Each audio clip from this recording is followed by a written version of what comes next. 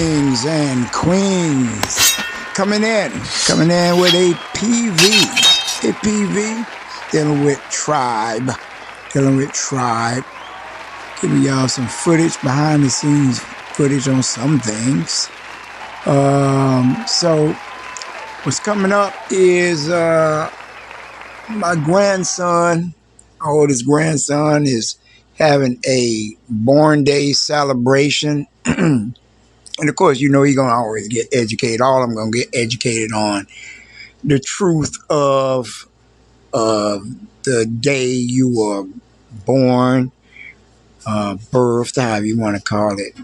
But you know, you gotta meet them where they are, and that's one thing you gotta do, so that way they understand the truth of it. But anyway, you know,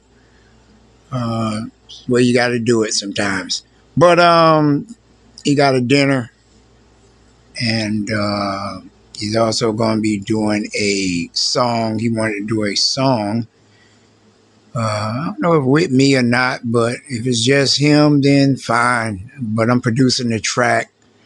He haven't sent me the track. I need to remind him to send that track that he wants to rap on. And so we'll be in the studio doing some recording, and you'll have the footage on that, the dinner, and the conversation I had with him on the phone before everything. So just checking in, let you know about that upcoming video. Y'all should already have the video of the class meeting that we had from the 20th. And then I'm going to drop the one from the 13th, and then I'm going to drop the one from the 27th? I think it's 27th. Whatever Friday was, yesterday was. For March, last Friday. For March. So we got those two videos going to drop. And then this one coming up. Tribe time. You know, always a good time. That y'all see some behind the scenes things that relax me. Spending time with Tribe always relaxes me. Yeah. Because I'm looking at a lot of documents from a lot of y'all, and things are not done right. So let me state this while I'm on this preview video. Y'all need to make sure, for those that are doing the taxes, that all your numbers line up. Okay? On your 1099B, make sure your discount market is accurate. I'm seeing a lot of those numbers being off. Then when you go to your 1041, make sure those numbers are correct. You don't put you had income, because you don't. We are always at a loss. Always. So when you have a job, I'll give you a good example. When you have a job, 9-to-5 job, and you're working, and they always force you to do direct deposit. Okay? Even if you get a check and you deposit it, that is a loss right there. Because under 12 USC, and I want y'all to read that whole code, 12 USC, it talks about deposits with the banks. Okay? We all know that the straw man is a trust. Okay? You need to state that it's a trust. You need to act as it is a trust. Okay? That social security number, you need to put a claim on it with a 1099A. Okay? Take it from the debtor, which is the Social Security Administration. Okay? And certify that it is a trust. Okay? Because that's exactly what it is, because it's been held by who? Social Security Administration and the Treasury. Well, Social Security Administration is just going to the Treasury to get the funds, but make sure I state that right. All right, so when you make that deposit into that bank for that whole year. All your checks are going into that. I don't give a care what's been deducted out first. That job did that deduction. Okay? So anytime you giving anything to Social Security Administration, Medicaid, Medicare, 401k, who else? The feds, the IRS, okay, FICA. Those are all deposits, tax deposits, and those are facts. So when you're making your deposit into your bank account, that whole thing is a tax deposit. Everything is a tax. Everything. Okay? So how do you know this is true is when you go to the TTL. I want y'all to research the TTNL, Treasury Tax and Loan. The banks are there for tax deposits. Okay? Now, all your deposits, once you do a 236 form at the end of the year, okay, for all the deposits that you made into the bank, you need to ask them to give you your line of credit. What line of credit is that? That is your lawful money, your demand money. Those are demand funds, okay? Meaning I demand my lawful money, my gold and silver. And how do you get your gold and silver? You only can get that as a credit. That's why under 12 USC, it states that they have to give you credits, okay? So you use those credits. You can't pull them out as cash or that's your ass. You only use a card as a line of credit. Okay? So everything that you gave the bank at the beginning of the year or the end of the year, you do your 1099 miscellaneous. 1099 miscellaneous. Okay? Even though this video is about my grandson's born day that he's celebrating.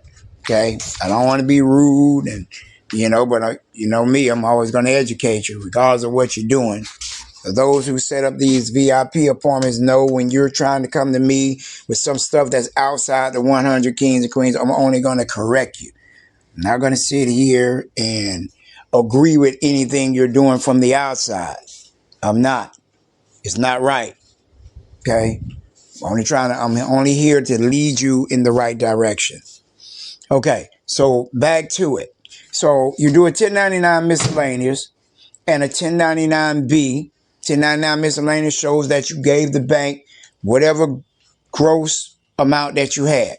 Everybody else who got a deduction out of your check, you give them a 1099 miscellaneous as well for that amount. Social Security Administration get a 1099 miscellaneous. You do a 1099A claiming each debt. A 1099A to claim the debt. So everything that you gave the bank, you got to do a 1099A on. Claim the debt first, right? Then you do a 1099 miscellaneous showing that you gave it to them. 1099B because you said accept it for credit and you wanted your return back. That's why you do the 1099B, okay? Now, anything you gave them is an IOU. So you would have to use one of the Ds that you get from me, silver, gold, one of the music Ds that you have in order to settle that debt, okay? And then when you get your statement for the whole entire year or all the 12 statements for each month, then you're going to do the accepted for credit on it, okay? The way I show y'all to do it. All right, that's how that works. Now that certifies that you can do a 1099B. Okay, 1099 miscellaneous.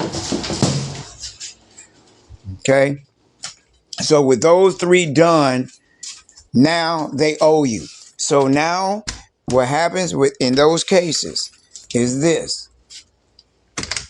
When the IRS come to you and say you owe taxes at the end of the year, and you go to your tax professional and try to do a 1041, well, if you do a 1040, if you do a 1040, so now that means they have to do a Schedule C,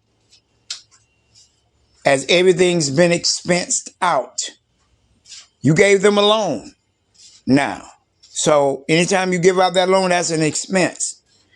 You loaned it to them for them to go to the treasury to return your money. Now they're in debt. So now the bank, Social Security Administration, IRS, Medicaid or Medicare, whoever they are, I always get those two mixed up. They have to run you your money back. Now you send each one of them at the beginning of the year the invoice. IRS get an invoice. The bank get an invoice. Social Security Administration get an invoice. You got 401k or insurance or anything that came out by your job, they get an invoice. They all get the same things, but the amounts are different. Okay? So I'm breaking this down for y'all. Those who had a W-2 job or even a 1099 job, same thing. Now you're not liable for the taxes because you're not the holder of it. Just because you pulled it out from the bank and went and got a withdrawal out, don't make you liable for the direct deposits that went into that bank account. No, it doesn't. As long as you do what I'm telling you, you're okay. You got to get a barcode from me for the claim on that. Got to make that thing foreign and to do the assignment. You also do a 236 form to go with the deed and the barcodes that I gave you. Okay? Don't go on there. I keep telling y'all, stop going online. So I talked to some dude the other day. He told me something, yeah, man, I got the barcode on it. No. Y'all don't know what go on behind closed doors with those barcodes. And I'm not telling you. That's what some of you want. Because y'all go out here and doing all this crazy stuff. I don't trust none of you when it comes to this. Okay? When we build trust, then I sit down with you and I'll show you, okay, this is how it's done. Okay? And there's plenty of people that I dealt with in the music industry know how this stuff go because they know the barcode game. Russell Simmons know the barcode game. Jay-Z know the barcode game. Okay? And if you don't like it, then oh well, I don't care. Because the way all y'all out there act, y'all act like a bunch of children.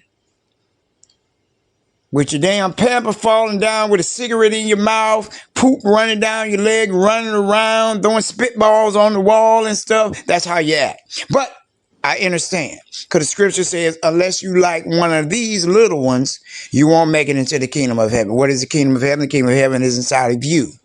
That's the God inside of you. The God inside of you says we need to have things natural, done naturally. Okay? So that means God is in you. You do the godly things, deal with gold and silver, precious metal, respect Mother Earth, grow your crops, your vegetables, all that stuff there, fruits. Okay? Do things natural, not in the dead way, the corporate way. But you have to use that corporate way as just a form of trade to get to your lawful money. So the fiat is just an instrument to use as a path to get to the lawful money, which is also called demand money. Okay? So, and with that said, this is the end of the PV. Be on the lookout for those 3 new videos that's getting ready to come out. And hey, we're still coming out with the copyright patent video, the MSO video. Okay? And I think I had already covered the With It video already on how to get the interest and use the lawful money to make it multiply. Okay? So I'm out. Peace.